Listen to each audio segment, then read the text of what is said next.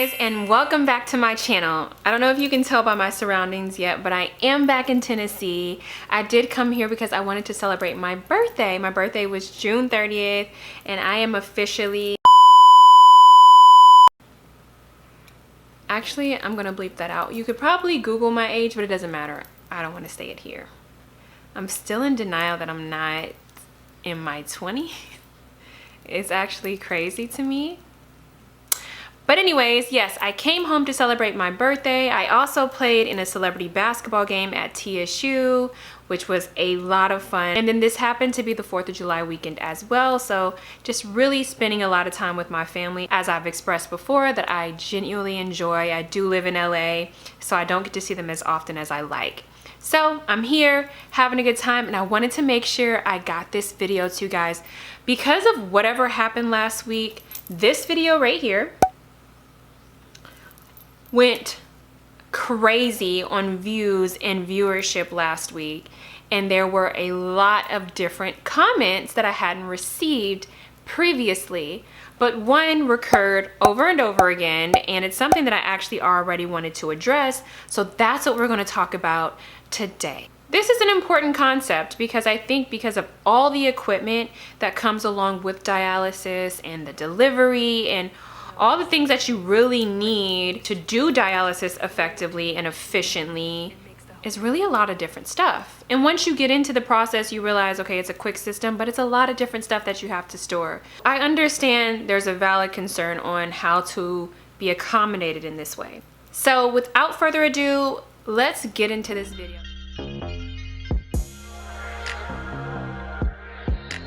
And make sure you don't forget to click.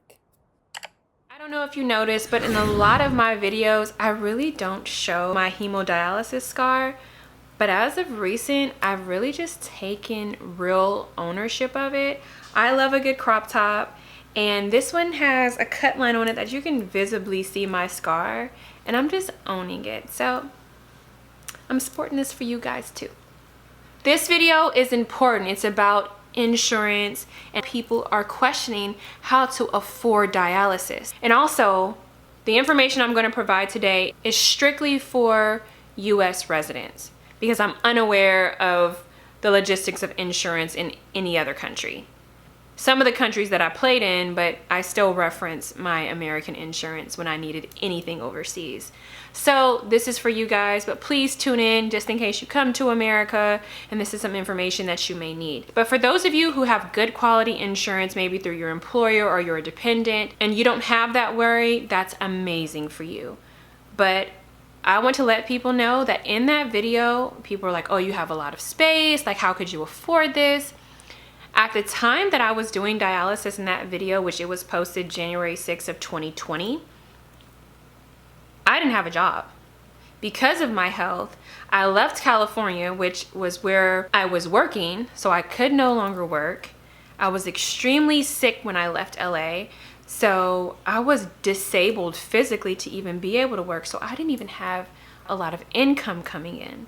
And in that video, I was actually in an apartment staying with my parents as they were getting a house built in Tennessee.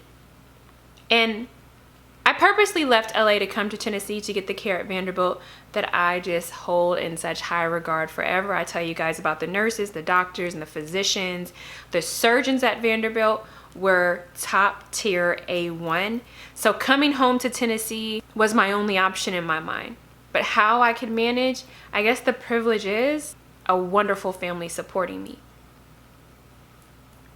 Like being there for me. They provided me a space to live. They provided me emotional help. And that is something that affected them mentally as well. And I have a series of videos right here that you can access. Is it right here or right here?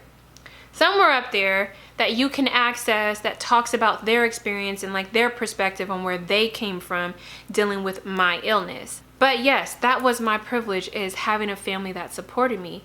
But financially, all the costs that come with healthcare, I had to find a way to get insurance. And I didn't have an employer to receive that insurance through. but there is a loophole that most of your physicians should and have probably told you about. But if you're unaware and you're like, how am I going to do this? I don't have great insurance. That's what this video is about today. So I actually have the website pulled up right next to me, so I'm giving valid information. This isn't coming off the top of the dome. I wanted to give you the right information. So this is what I did. I actually applied for Medicare. Now, a lot of people think Medicare is for older individuals. Well, there is a loophole for ESRD patients, end-stage renal disease patients. The question on the Medicare.gov website, so you can actually go to that website. I will tag it below in the description box so you can look up all this information yourself. Everything you need is there. All the paperwork that you need, it's there. So if you're someone that is in need of insurance, you're just worried about how you're going to pay for all these things, Medicare was a lifesaver for me. So to be eligible for Medicare, if you have ESRD, doesn't matter how old you are, age is completely not a factor in this situation when you have ESRD. So don't worry about it being like over 65 and up or anything like that. No, this is for anybody with ESRD from top to bottom. So one, your kidneys are no longer working, or you're dealing with the chronic illness. Two, you need regular dialysis or have had a kidney transplant. And one of these has to apply to you. You've worked the required amount of time under Social Security, the Railroad Retirement Board, the RRB, or as a government employee. So that means that you've worked for an employer that you had to pay into your Social Security. When you work with a job, if you ever had a job, having to pay Social Security taxes, that is what this is referring to. So you've either had to do that, or you're already getting or are eligible for Social Security or RRB, which is the Railroad Retirement Benefits. And the last option is you're the spouse or dependent child of a person who meets either of the requirements listed above. You're a CKD patient. That's the first requirement. 2, you're on dialysis or you had a kidney transplant. 3, one of those lists of those 3 things as it applies to Social Security, you are applicable for. So those are the first steps. Do you have any of those things? Gather that information. You have to have actual doctors and medical records that state these things, and you also have to be able to prove that you've worked the required amount of time under Social Security. Now, if you want to go into the depths of that to understand how to further figure out those things, please visit Medicare.gov. But yes, y'all, when I got sick, I lost it all because my physical body just could not handle the tediousness of working or going to or doing any manual things. I mean, after I got on hemo, I literally had to go and sleep. My dialysis time at the clinic, because I went to DaVita, was like 3:30 a.m. to 6 a.m., something like that. During those time frames, I went home, I had a crazy headache. I had lost so much weight, and I would have like throbbing headaches. I don't want to call them migraines, only because I know that is a medical diagnosis and migraines are crazy. But what I've heard of the symptoms of migraines is exactly what I was feeling. My whole body was debilitated. My vision would be blurry. My head would be pounding. I literally have to just go and rest. So I was just unable to work. And any of these things out of pocket was not an option for me. It wasn't. This is also a stipulation because it says you need regular dialysis or have had a kidney transplant. I am still getting my post-transplant care through Medicare, but after you have had a successful kidney transplant, this is on Medicare.gov, and I'll read it verbatim to what it says. If you have Medicare only because of permanent kidney failure, chronic kidney failure, your Medicare coverage will end either 12 months after the month you stop dialysis treatment, or 36 months, 3 years after the month you have had a kidney transplant. So for me, my Medicare coverage will end in October. I had my transplant in September. So my Medicare coverage will end October of 2024, since I had my transplant in September of 2021. That'll be the 36-month mark.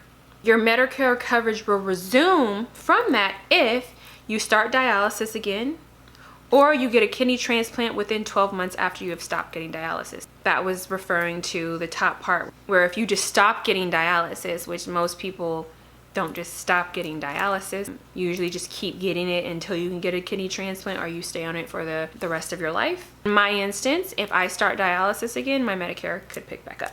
God forbid. My coverage will end in October of 2024. If I somehow got a transplant within that time frame, then I restart another 36 months after that transplant. So for those of you who are in need of any type of insurance coverage, if you feel like your current insurance does not cover the cost effectively for you, I think you should really look into Medicare. And there's so many other specifics that literally I will tag below in the description box that you can go and look up for yourself. But I hope this helps someone. And once again, this is for patients in the US, as this Medicare is only applicable to US patients. But yes, you can get Medicare through ESRD no matter how old you are. Let me see if there's anything else. Oh, this is something important that I wanted to say. If you're on dialysis, Medicare coverage usually starts on the first day of the 4th month of your dialysis treatments. This 4-month waiting period will start even if you haven't signed up for Medicare. So this means if you start dialysis on July 1st, your coverage for your dialysis treatments and care will begin on October 1st, even if you don't apply for Medicare until December 1st. Okay? So once that Medicare is approved, everything that you are charged for, your insurance will cover 4 months on that 4th month after you've started dialysis. I really hope this helps someone. This is a quick video, straight to the point. For someone who needs this, go work on it right now. I'm sure it'll make your life that much easier. It really has helped me literally the last, I think I applied in 2019. Here it is, 2023, and I've had that coverage that entire time. If I was on dialysis longer, I would have had it even longer than that. So this has been perfect for me. And in the meantime, I've started working again. My body is healthy. So now I have other opportunities and other jobs, and I am financially stable again, so I can pay these things. And I won't say that there aren't any out-of-pocket costs, because there are some, and they are very minimal. Okay? I love you guys. Thank you so much for watching. Thank you so much for subbing. I have gained, in the last month, over 1,200 of you guys have joined the team. And actually, guys, I have been working on creating a channel membership. So for those of you who do join my channel and do apply to the membership, I will be hosting a support group every 1st or 2nd weekend of the month, that everybody can come in on my Zoom call. Only members. This will be offered to members only, but you can come in on this Zoom call. We'll talk about specific topics. I will allow some of you guys the platform to come on and share your experience, but I really want to create a community here. I see you guys supporting each other below, so I figured let's make it a little bit more personal. I'll bring you in and we can do this together. Some of the things that I talk about on this channel are things that I'm still dealing with now, and I'm almost 2 years post-transplant. And I've had a lot of conversations, especially in the last month, a lot of conversations with a variety of you guys who are going through, but also some of you who have conquered that depressive state, have conquered that discouraged state. So I want to continue with this support group. So I will be creating a channel membership within the next month, and I'm so excited the way that this channel is growing. So make sure, if you're watching this, make sure to like, comment, those are my favorite, and subscribe to my channel so you are notified anytime that I post a video.